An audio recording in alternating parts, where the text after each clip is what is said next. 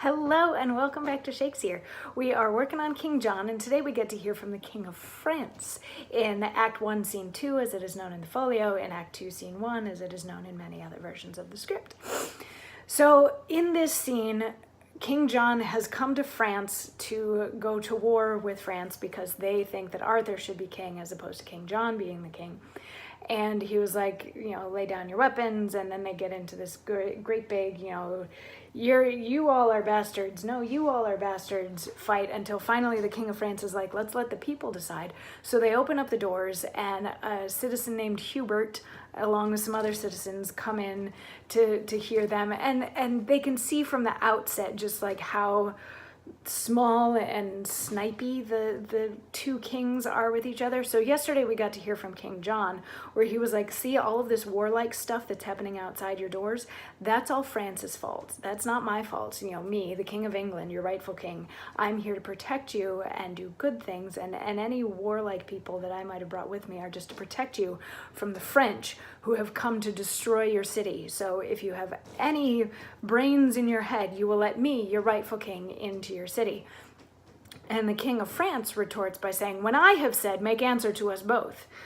Lo, in this right hand, whose protection is most divinely vowed upon the right, of him it holds, stands young Plantagenet, son to the elder brother of this man, and king o'er him and all that he enjoys. For this downtrodden equity we tread in warlike march these greens before your town, being no further enemy to you than the constraint of hospitable zeal in the relief of this oppressed child religiously provokes. Be pleased then to pay that duty which you truly owe to him that owes it, namely this young prince. And then our arms, like to a muzzled bear, save in aspect, hath all offense sealed up. Our cannon's malice vainly shall be spent against the invulnerable clouds of heaven, and with a blessed and unvexed retire, with unhacked swords and helmets all unbruised, we will bear home that lusty blood again, which here we came to spout against your town, and leave your children, wives, and you in peace. But if you fondly pass our preferred offer, 'tis not the rounder of your old-faced walls can hide you from our messengers of war, though all these English and their discipline were harbored in their rude circumference. Then tell us, shall your city call us lord in that behalf which we have challenged it, or shall we give the signal to our rage and stalk in blood to our possession? So what he's saying is, no, the French did not come here to destroy your town. The French came here in defense of this man, Arthur, who has the better claim to the throne. And that's all we're doing, is we're trying to give this man what he rightfully deserves, what you actually owe to him. He should be your king, not this dude over here. So if you'll follow him, then we'll just turn around and go home, and there won't be a war that happens right outside your gate. So do you want to bow to him and forego war, or do we have to go to war?